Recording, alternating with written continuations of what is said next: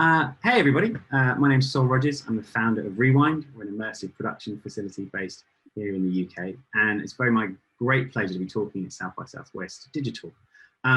This panel was supposed to be running in person a year ago, and in fact this panel really started off as a project which was born at South by Southwest over a fine couple of beers with most of the people in this room right now. So we have lived and breathed South by Southwest, and we will be back in person, we promise. So we're going to talk about a project that came together for the Bride of Frankenstein VR, and it's a HoloRide experience, which is virtual reality in the back of a moving vehicle.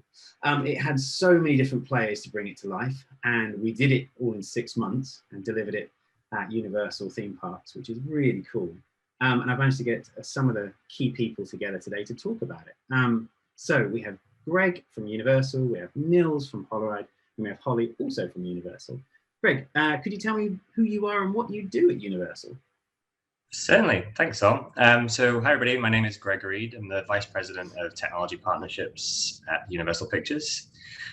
So I actually work for the CTO of the film studio in Los Angeles, and I'm very, very privileged and grateful to be in the position I'm in because I basically support all of our business leaders in production, distribution, marketing, brand development, pretty much anything that the studio makes as far as content. I'm there from a technology perspective to support it. So immersive experiences, AR, VR, XR, any other R that comes along, we're typically the first group that's involved in kind of figuring out what that would mean for production, distribution, marketing.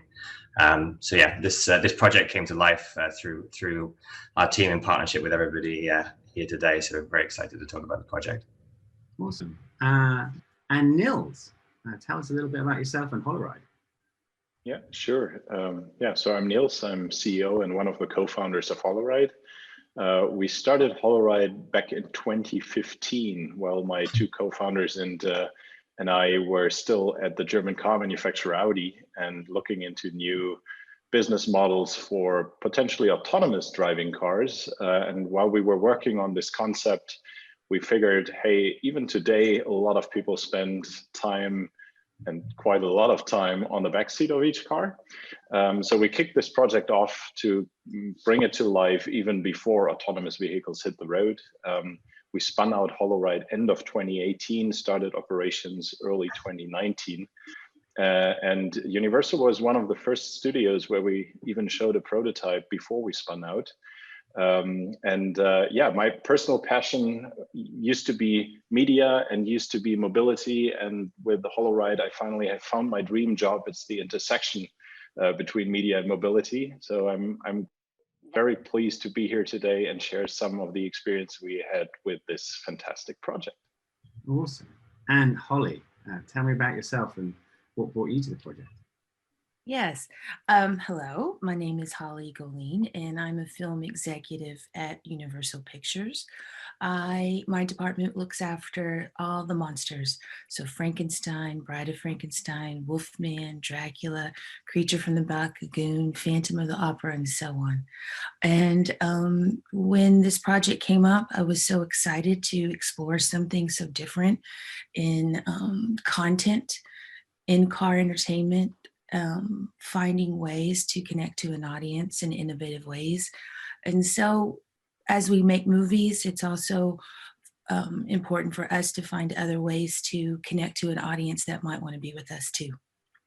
We felt very honored to be able to work with you and work with the Bride of Frankenstein herself. So for those that don't know about the project, we came together, production facility, HoloRide technology, NBC Universal and their amazing IP to tell a new story in a new way.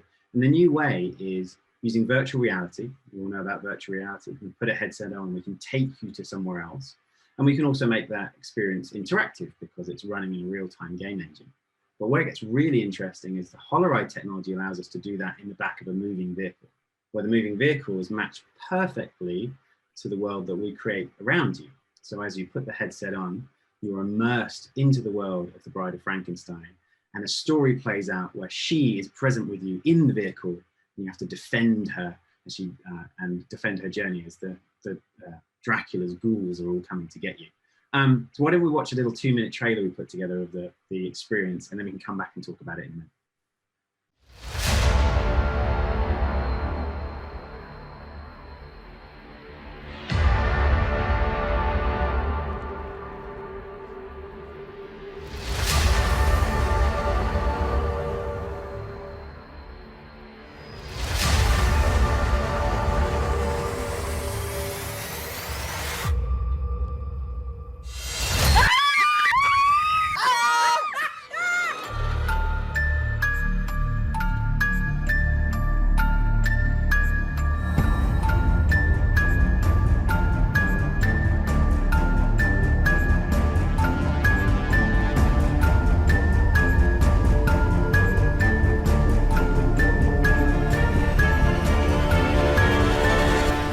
Picked a hell of a night to... What the... I don't know what you think you're doing, but... Keep driving. Hey, you can't just...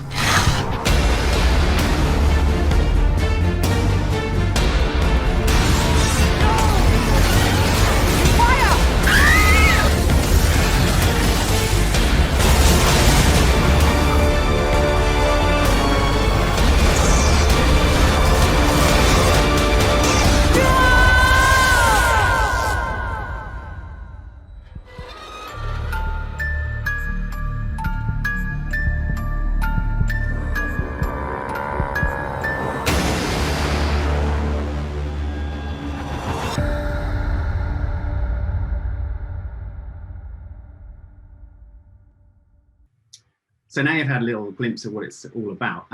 Nils, there was a load of technology that had to come together to make this work. And you try and make it, I think, as simple as possible for a kind of developer to get on board. But tell me what's going on here. How does this whole thing come together and work?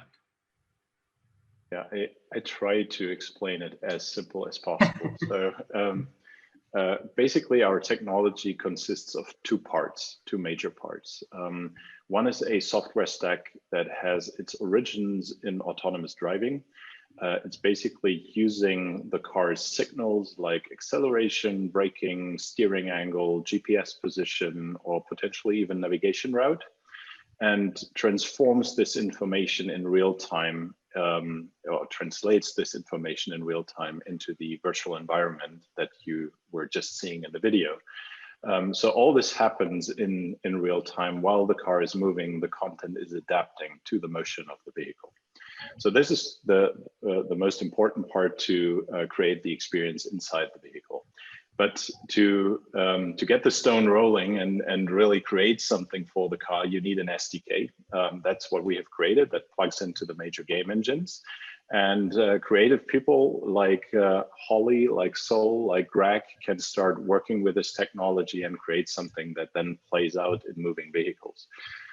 So these are the two core parts. And what also happens, I don't know if any one of you ever tried it. I'm not suggesting it, but if you take a VR headset or an XR headset to the car, put it on, start an experience, you'll get motion sick really quick, because what happens is what you see and what your body feels is not in sync. So you have to sync this to avoid motion sickness or reduce motion sickness. But most importantly, you wouldn't even be able to use a VR headset in a car because the tracking would get lost completely. So you would drift around. So in the opposite to devices like a tablet or a smartphone, you can't use XR headsets in cars, and we help to make this happen. Yeah, so that's basically the core concept around the HoloRide technology. I love it. I mean, for me, obviously, it's a passenger experience at the moment. But I guess that you said it a minute ago, but the dream is at some point we're all going to be passengers, right? Yes, of course. I mean, if you just look at the sheer data, once you have autonomous vehicles and everyone is a passenger, we spend, I mean, every day there are already today 1.4 billion rides with a passenger on board globally. So and in total, the amount of time that is accumulated of people spending time in cars is massive. So it's a great opportunity for media companies, IP owners, storytellers to reach a very captive audience And you don't have a lot of competition in a car. I mean, there's no homework to do. There is usually no TV. And what's also striking about the technology and the project we have done together, because it's illustrating this perfectly. It's a medium that works best in a car. Usually, a car isn't a good place to consume visual media for several reasons. It never fits your travel time. You always have a compromise of a very tiny screen. And most importantly, a lot of people do get motion sick when they consume visual content because their eyes are fixed on the phone or tablet and their body feels the motion. And if this doesn't match, you very easily get motion sick. 1/3 can't even text without getting motion sick, and 1/3 gets sweaty and uncomfortable, and 1/3 is fine. But compared to music, this is just a fraction that can really enjoy visual media. And suddenly with our technology, you can enjoy visual media in an unseen way, and the car turns from one of the worst places to consume visual media into one of the best, because it's increasing the immersion. You feel the haptics of the car, and it's matching what you see, and that creates a new level of immersion not even a simulator can reach, because the simulator is tricking you, and in a car you have real G-forces that your body feels, and then once it's combined with the visual, really creates this presence. You are in this world, you are together with these characters. So that's pretty unique. It's phenomenal. I mean, there's only been 2-3 pieces of content done in the world in this format. Really, there aren't that many yet. And I think as a team, I would say, I think we absolutely nailed it to prove out what it could be. But it did take a leap of faith, Greg, to say, do you know what? I would love to commission, a world's first piece of content to prove out, a new medium. But I mean, tell me about how it all kind of came together. I know. Obviously, it came together with a couple of beers in South by Southwest, but there was a whole bunch of, timeline to kind of bring this to fruition and then see it in the hands of the public. It was actually 2018. Marcus, who's on Neil's team, reached out to me on LinkedIn. So there's a cold call, just checking in with me and saying that he's leading the XR division at Audi at the time, and they'd like to meet. So we met, and they explained what they were working on, as Neil's just articulated. And then from that date, we saw their first debut as Holoride, the company that they'd created at CES in 2019. And then very quickly after that, I think all of us were hooked. We were kind of imagining, all of the VR experiences, AR experiences that we'd been building, for location-based entertainment at home. And we've been doing things like How to Train Your Dragon for DreamWorks and Jurassic World, so these big titles.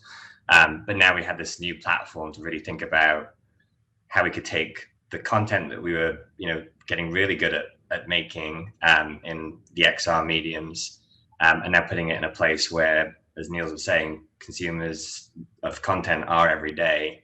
And so we were able to take the content to them and really reach them in an entirely new way, rather than kind of changing behaviors and creating a new sort of medium, if you like. We were really kind of taking the medium and the content to the user. So yeah, South by Southwest happened. We all got together. It was a real kind of serendipitous match of people, really. I know we were planning to meet you, Sol, and your team and Neil's, but then we had Ford there at South by Southwest as well, and a couple of other car manufacturers. We were speaking to ride-sharing companies. So it was a real kind of scattergun at the time, just to try and figure out what a project could be and how it could come together.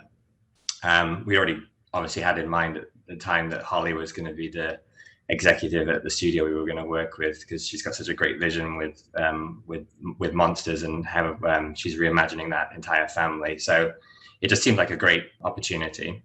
And we were very motivated to put it together. So I think from South by Southwest to June, we kind of solidified who the partners were, what the project was going to be. And the end date was essentially, the Halloween period. And obviously we have lots of events that are happening with our theme park division. And ultimately we decided to create a consumer-facing real test on roads with 10 vehicles running around. I remember at some point it was going to be for one weekend. I remember that. Yeah, was a very early briefing. It was like, we're just going to do it for 2 days. 2 days. Run it for a month, almost. 2 weeks. 2 weeks, 3 weeks. Yeah, we ended up, so 10 vehicles. They were all kind of retrofitted with equipment, VR equipment, high-powered computers. For me, it was, if I look back on it as well, like some of the things we did was just insane, really, in the time period. Never mind the content that you were building, but to actually kind of think about a safe experience that we could make available as a studio for customers to consume. It was very challenging. So it was a lot to do and a lot to kind of figure out in the space of 3 months. And we had a real kind of solid team at the studio as well, trying to figure out how to put it all together from a safety standpoint. We made the content completely accessible as well, which was a real first for a location-based experience using all this experimental technology. So we catered for everybody. Actually, there was no one person we turned away that wanted to see the experience. It was just amazing. In hindsight, it is a blend. It's a central point to so many different types of content. It's theme parks, it's film, it's animation, it's games, it's location based, it's theatre. All of it kind of comes together under this new format. And Holly, you obviously you have all these wonderful projects in development, things you can't tell us about, and things you've brought into the real world. How was it trying to think about what character could kind of come to life in this new space? Because I know when we were really talking about it, you wanted the bride to have an opportunity to tell her story. Yeah, no, when Greg brought the opportunity, immediately I knew what character, because the Bride of Frankenstein has only really ever had 5 minutes on screen. And so, but she's been iconic ever since in different interpretations, and people love her so much. She has had a staple in culture ever since she was created.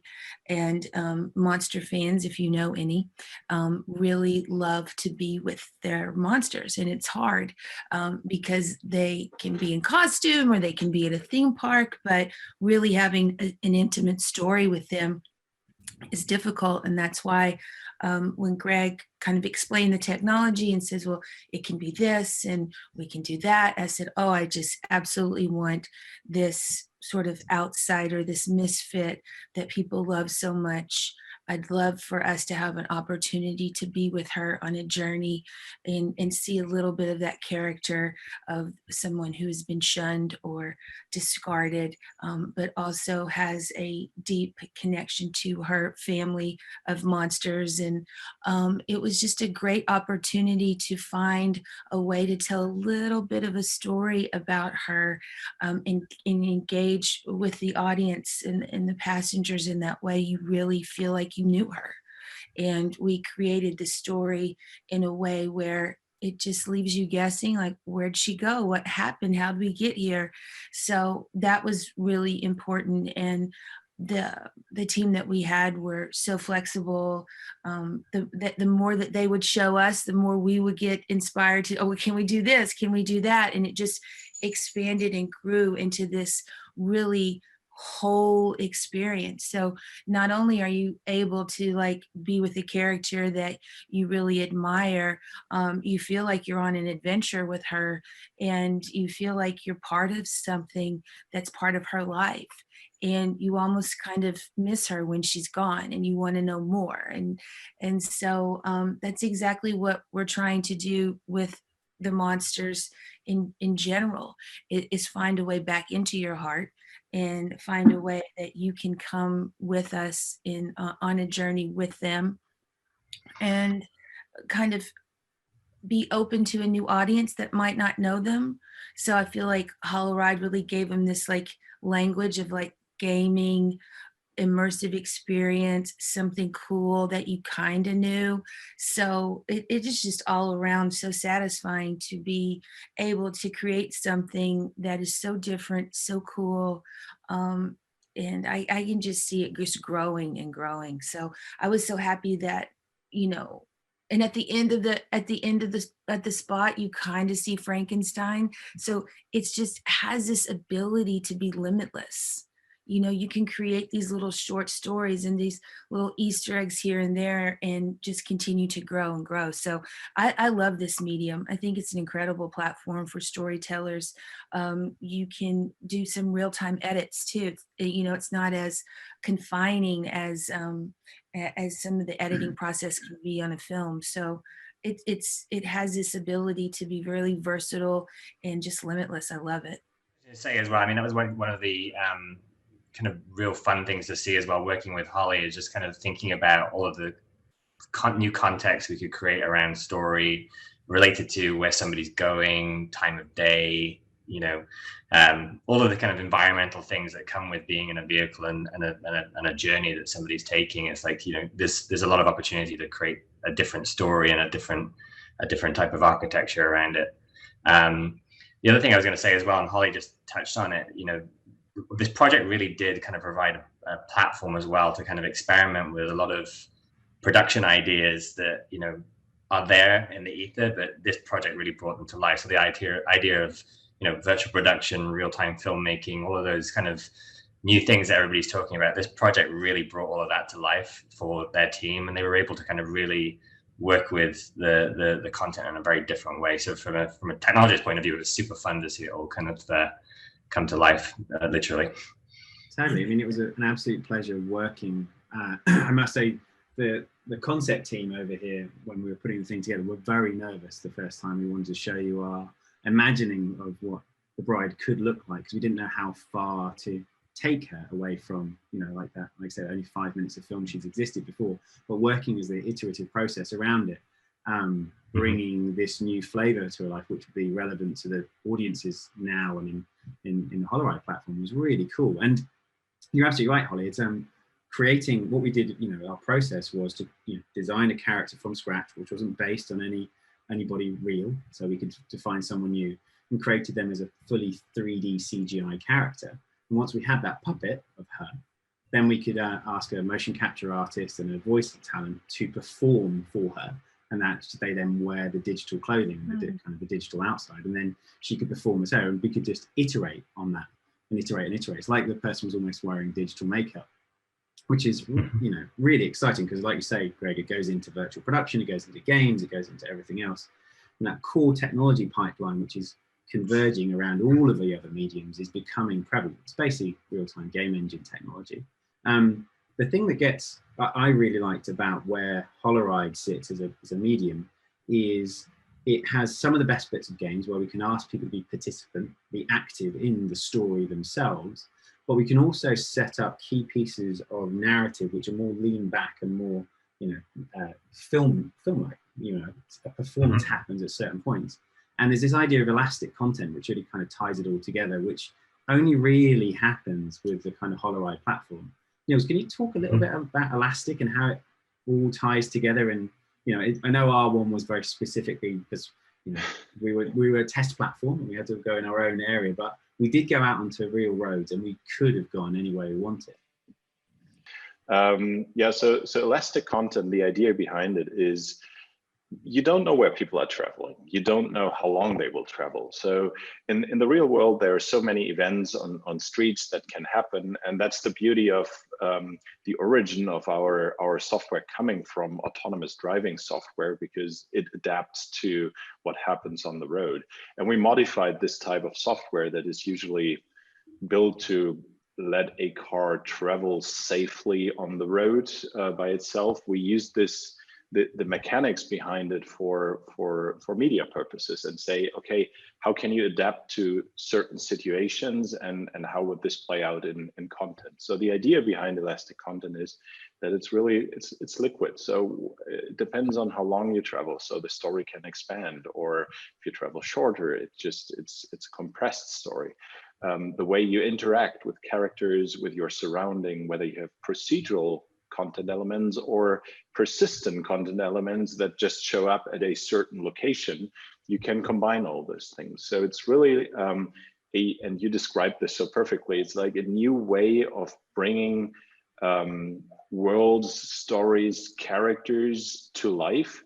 and let people travel literally through this metaverse. So we build a software that allows you to travel through a metaverse. So basically that's how you frame it. And we all know how big this can be and how beautiful this can be.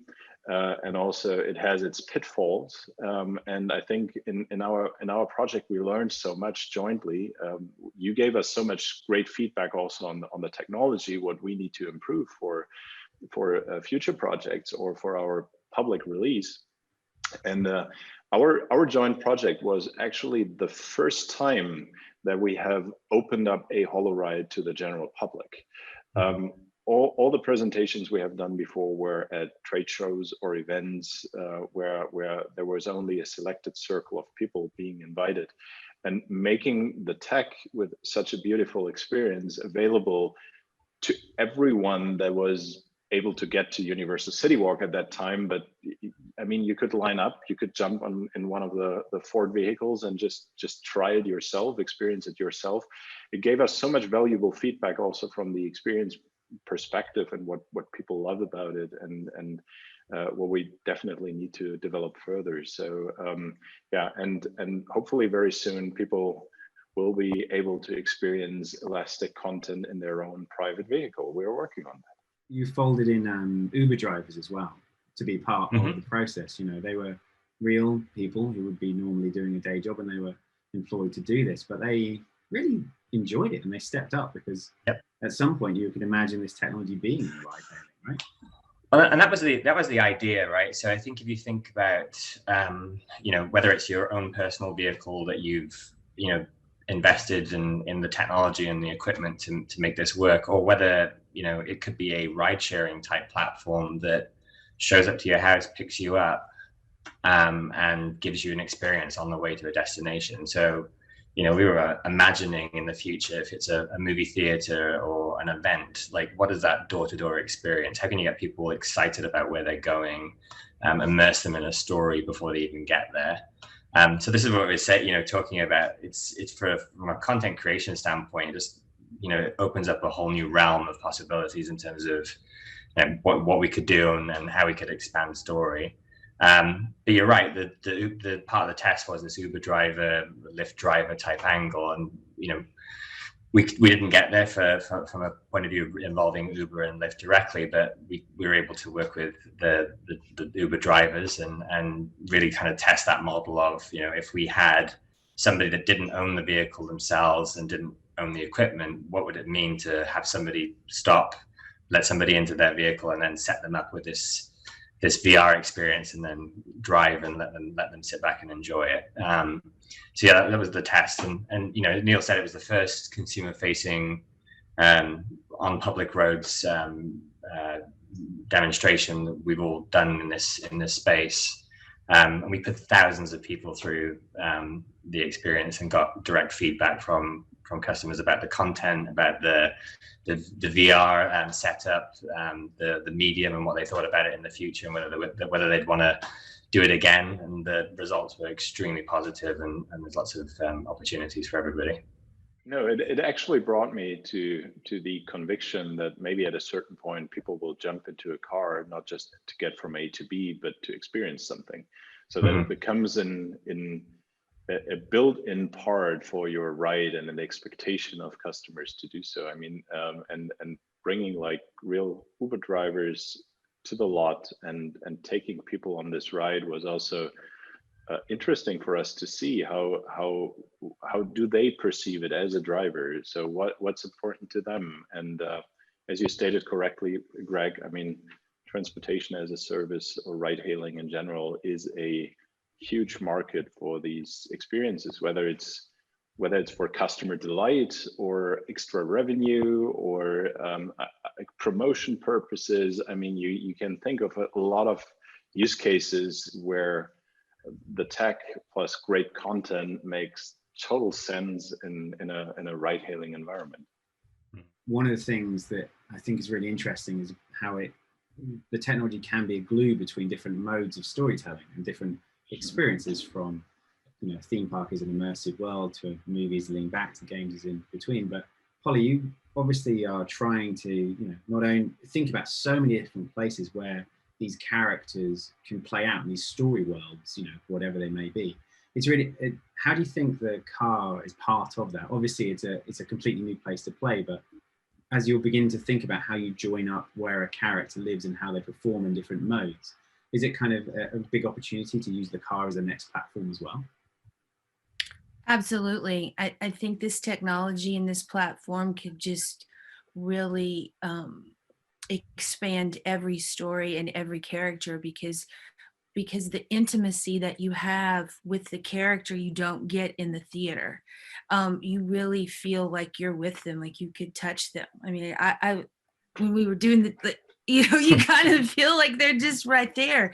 And then it's just different than anything that you've ever done. So whether you could tease out a trailer or something in the experience, whether you plant little story bits that kind of like come to fruition in the film. I could see all kinds of things. You could introduce new monsters. It doesn't have to be the hero cast, but because you're kind of working in elastic form, it can be anything that you kind of dream up. And I think that, now that we've gone through or in this pandemic, I think there's probably even more opportunity to have isolated experiences in an environment that you trust. It will become and is something so innovative and new and fresh and different and bespoke. It can be really catered to who and what you like. So I think that as a storyteller, it gives you an opportunity to think of a very personal experience with a character that you cherish.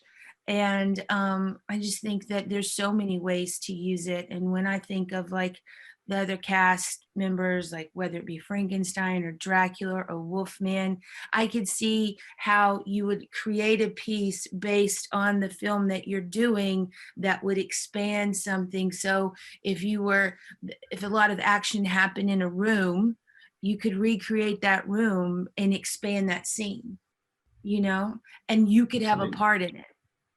So I don't think there's another medium that gives you this ability to participate in, and that's something that really was shocking to me. It's like I really feel like I'm in a movie, like really. you know so and also it just builds that relationship with a character that you really love. And for monster fans, they really want to be with them. They dress up like them, they have tattoos, they really feel close to them. And this experience was able to do that like no other. So we, I can see it just expanding bigger and bigger. we were nervous about in the production about um, we're always nervous about quality. In our mind's eye, we imagine film visual effects is what the gold standard of what we're aiming for. But because our content needs to run in a game engine and has to run in real time on a VR headset in a moving car, we have to do a lot of optimization to bring the character to life. But were you ever nervous about the character not feeling like the character? You mentioned a few times today that you felt present with her, and I think that for me that's really, it gives me a lot of a sense of feeling that you the graphics didn't get in the way. It was more that the performance, and we spent a lot of time trying to make her feel present with you. I think one has to surrender a bit. You are in game engine technology, and you kind of get past the look and more into the story. And I think she looked fresh and cool and different, and she still had the characteristics of somebody that might be really reserved but tough and sexy, and someone who really kind of, in a way, if we knew more about the Elsa Lanchester character in Bride of Frankenstein, it felt like an extension of her. So I was really happy with the look. I think the technology will get better. It'll become more realistic, but there's kind of something cool about being in that world. You know, you really feel like you're somewhere else. And sometimes when it gets so realistic, I don't know, maybe there's a disconnect there, but I really loved what we came up with because I could see her, it felt real. I also say as well, and I think this was for me at least. I mean, obviously being on the tech side of the studio, we had tons of fun with the tech, and I'm sure we'll talk about that a bit more in a minute. But I think the funnest part for me and the bit that I enjoyed most about this project was really taking the opportunity of Holoride, game engine, virtual production, and working with somebody like Holly and Holly's team, Crash, Akiri, one of their artists, and really seeing how they use the tools to really kind of bring their stories and characters to life. It was just amazing to watch all of it come together, and then to see the kind of collaboration then between, new partners. So, Rewind and the work that you've done in the past, and a group like Holly's really interact and build this amazing piece of content. It was just fascinating to watch it all come together from a non-creative's perspective. It was really, really fun. She will ride again, I'm sure. We'll find another point. I mean, it's we have spoke about how the platform itself can open up stuff, but it might be worth just to talk a little bit about what opportunities does this hold for kind of like brands, for studios, for theme parks, for locations, for sports. There were so many different kind of flavors of it. I mean, maybe start with you, Greg. How do you see this maybe fitting into the day-to-day of what Universal has, which is so much different types of mode of kind of audience engagement? Yeah, I think it's still very early. I think one of the things the project's done is just start a lot of other conversations around, car manufacturers and telecoms, and like there's been a whole new array of partners that we weren't necessarily interfacing with before on a regular basis, and now we're having those conversations. So I think there's still a lot of discovery going on in terms of what it would potentially mean for the future. But just I think from a product perspective, just imagining what it would mean to create that kind of door-to-door journey-based experience, and how you could create context from somebody's home or somebody's origin to a destination, and whether that's going to the supermarket to buy your groceries, and what does that mean? Is that a different type of journey as opposed to going to school, or maybe to a movie theater, and then there's kind of like a tie-in to maybe another piece of content you're watching. So that kind of that setup was super interesting to think about. And then obviously, adding all the elements of the data that we would get from a vehicle and just external data. So, movement, elasticity, and time of day, weather, maybe who you're riding with as well, or maybe somebody else that's riding at the same time in a different destination. There's like a whole array of things you could start imagining. So I it's a great question. I think again, time will tell. There's just so many possibilities. But I think the main thing that we walked away with is for an XR experience. This, at least for I think for our team, was the first time it made sense for a customer. So it wasn't necessarily like we were trying to get somebody to change what they were doing or change their behavior. We were really building a content experience around things that people do. Yeah, absolutely. I mean, Niels, you and I have spoken about all kinds of opportunities of where the platform could roll out, but how are you seeing it over as it comes to fruition and starts going out into everybody's vehicles? What sort of things are you kind of holding on to? Yeah, so we consider our SDK as a creative canvas for the creative industry in general. So we're not just agnostic on the car manufacturers end. So we work with a lot of car manufacturers, but also we want to provide this tool to a lot of creative people. And so you have like, I mean, you can think about games. You have touched upon this, but also think about like well-being content in the car. If you want to take this downtime in a car to really relax and not think about the traffic or the congestion that might be outside or the meeting you just had. So use this downtime to really recover and recharge, not just recharge your electric vehicle, but also recharge your mind and your body in this case. Or people want to be productive, but they can't use any of their tools now because it's not motion sync. They might get motion sick. So what about using the technology for productivity purposes?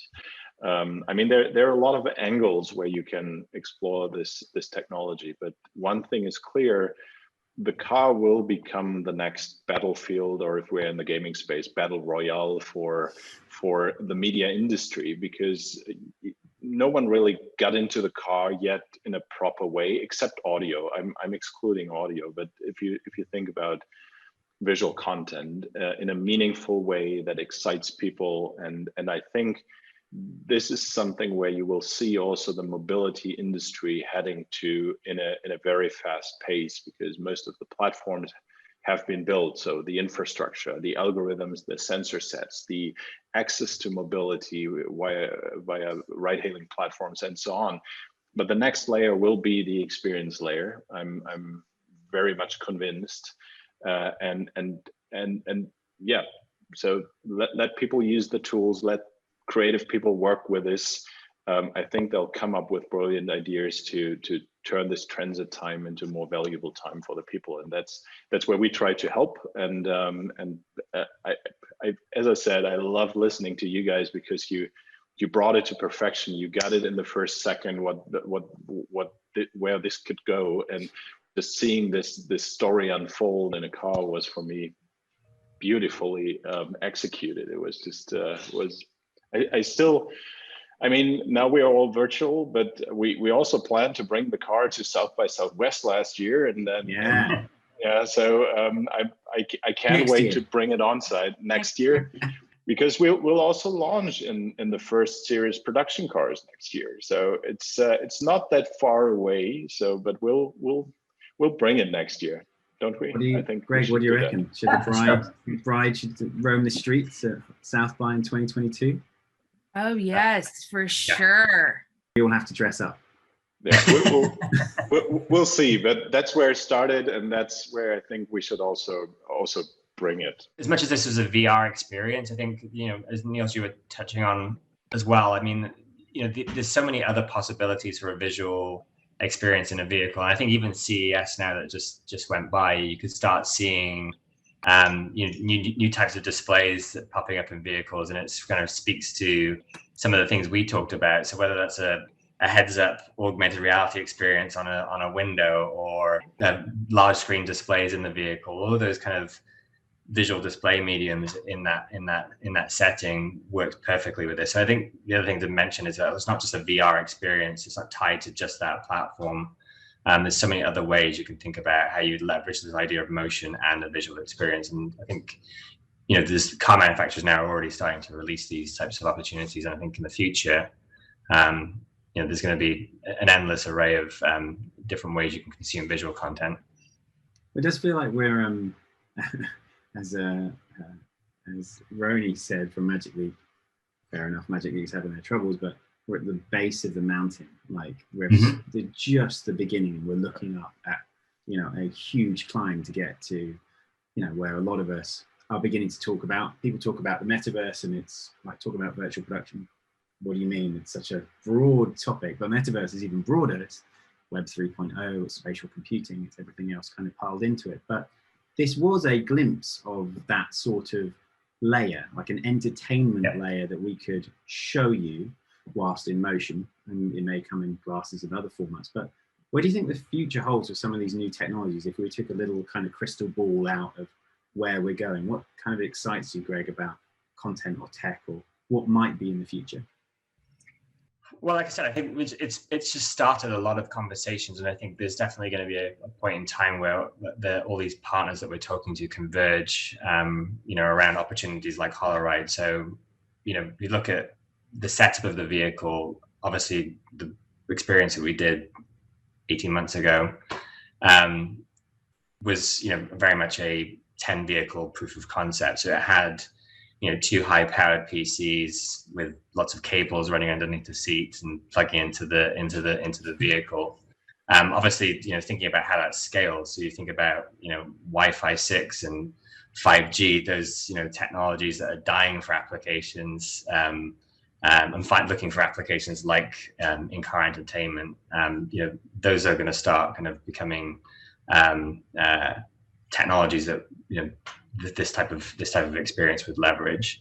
Real-time information being passed from vehicle to vehicle, low latency type communications of gaming, all of the kind of opportunities around that become a thing. Then you start looking at wearables like augmented reality and even kind of transparent OLED displays. I mean, are those going to be featured in a vehicle at some point? So there's a lot of opportunities around kind of the devices and the technology that's going to be available in the future, and how those can be combined to really level this up even further. I think from a content point of view, I mean, we've started talking about other projects that are not necessarily related to vehicle experiences. So we mentioned, virtual production, real-time filmmaking. There's been a lot of activity since this project to talk about how that could benefit our traditional filmmaking workflows, and whether that's using real-time platforms so filmmakers can work together in new ways, so that iterative communication cycle between somebody like Holly and USOL can happen. And that just changes the creative exploration around content. I don't know, the feature's very exciting. I'm very, as I said at the beginning of the call, I'm very privileged to be in a position I'm in, because I get to see all of it, and it's fun to watch. We feel like the same. Rewind was set up about kind of the what's next, and I didn't realize that was going to be forever, because there's always something over the horizon to aim for. And I think in reality, if we look at anything to do with the current global pandemic and all of the pressures that all of us had to go through, has shown that humanity is absolutely adaptable, physically, mentally, culturally, but also as businesses. We've all had to shift gears, move modes, and adapt. So there's a big pressure on us, but everyone is stepping forward to try and find ways through it. And I think that especially in the type of work we do, there's been real opportunities to kind of push and help other studios out to kind of bring in new technologies that they may have not kind of needed before, but right now we do need to step up to. But I mean, for future gazing, I've always thought there's a convergence of story. I mean, all these technologies really are about enabling story to happen. Without them, no one's going to give a damn. I don't care how good or how fast the technology is. I just want to know who I'm sitting with or who I'm fighting with. And for you, Holly, I know so much of what you do is in so many different modes of operation, and getting to an audience and giving them a story to be part of, or to listen to, or to engage with. Are there any technologies you're excited about how these story worlds may continue to exist or be driven by artificial intelligence? I mean, you're right on the edge of these characters and holding on to them, but what worlds would you like them to live in? I think I'm open to any technology that would allow us to connect. And I think the most important thing, whatever story you're in, whether you're playing a game, whether you're watching a movie or a television show, is that you create the narrative, that you have the moment in the beginning to connect to the character. And then once you have the buy-in, you can kind of go anywhere. So whatever that medium could be, given that where we are culturally, I would love to do like a cross-country movie with Bride, start in LA and end in New York. That could be so fun. And you could have like, a total like this 2-week-long movie could be great. You could start in LA, your first day's in Joshua Tree, then the next day you're in Wyoming. I don't know. I think that you can just find different ways to be with them, have an adventure with them, and it brings something out in you. And I think because the narrative can be in a lot of ways elastic, it gives you so much freedom just to dream and to tell any story. And maybe I think it'd be great if there was ways in the future that the participant could add to the story. Like if you take a left on this highway, this is what the story is, you know, so there could be an opportunity to really be part of the narrative in a real way by choosing, you know, the second act, the ending. So now I'm just thinking how great that would be. Yeah, I mean, let's do it. I want to do it as a bus though. I want like a group of 20 people in one vehicle, all kind of together on some big crazy journey. I reckon you could ticket it, you know. You could absolutely. I mean, given how live events has to rethink its business, you know, I think this pandemic showed us how vulnerable we can be. So we're now going to live a more cautious life in general, you know. So I think there's a lot of opportunities for this technology to have its own lane, really. Maybe that's how we get from LA to Austin in 2022. Some sort of yes, let's do it. And Nils, how about you? You were actually building the future, but where do you think this is all heading? What's the future hold for us for kind of content on the move? Yeah, I think it redefines how creatives like you will tell their stories. And that's where I see the most interesting part from my perspective. I mean, you have the tech roadmaps, devices are getting lighter, 5G is getting into place. So the technology is getting there, and people are relating to this tech and connect with one another or with their characters and stories. And I think building or redefining the worlds, the characters, the IP that creatives have built over the last decades, translate them into this new universe will be a very, very, very interesting thing to see and to follow and to help building. So as I said, I think the car will play a major role. Holly did say it. People are starting to value the cocoon space of their vehicles. It feels safe. It feels private, but still you can be in the same car with your friends, family, people that you love, and you can create the social experiences.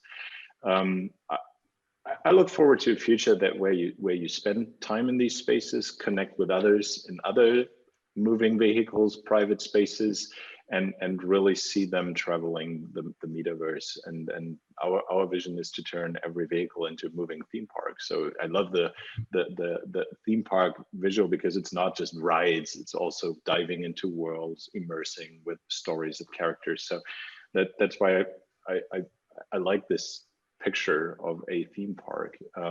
However, yeah, I envision a future where I see you guys building these things and just enjoy diving into it. So that's what I'm looking forward to. Every opportunity and every time we post piece of content, we're moving forwards into creating or trying to formalize what the metaverse will be. This idea of an always-on digital space that is persistent and engaging and has different modes from entertainment to education to factual histories, just connecting on a human scale across the planet, I think is really, really important for us. And this Bride of Frankenstein was absolutely that. So many things moved forward. But as a friend of mine said, like, it's thinking about the metaverse now is like thinking about, trying to define what the human body is in the 1600s. Like, kind of know what it is, but what's that bit do? And how's this bit operate? Like, we are right at the beginning of trying to form it all up, but I'm really excited about where it kind of will all net out. Thank you so much for spending the time today talking for a digital South by Southwest. Final question. What is your favorite monster? Greg? Probably Frankenstein. So yeah, for sure. I relate. Nils, favorite monster? I don't have a favorite monster. I'm a big fan of a universal IP where a famous quote comes from roads. Where we are going, we don't need roads. Oh, so nice. that's framing what we are doing. So that would be my call. Love that. That's good. Love it. Holly? I'm gonna have to go with Bride. I think that she has the most, in a way, untold story. So really looking forward to discovering her in this way and in any way that she can come back to us. So I really, really connect to her. Well, it was a pleasure bringing it to life, and hopefully we'll bring her to South by 2022. Thank you. Enjoy the rest of your conference, and thank you, Greg, Niels, and Holly. I really appreciate it.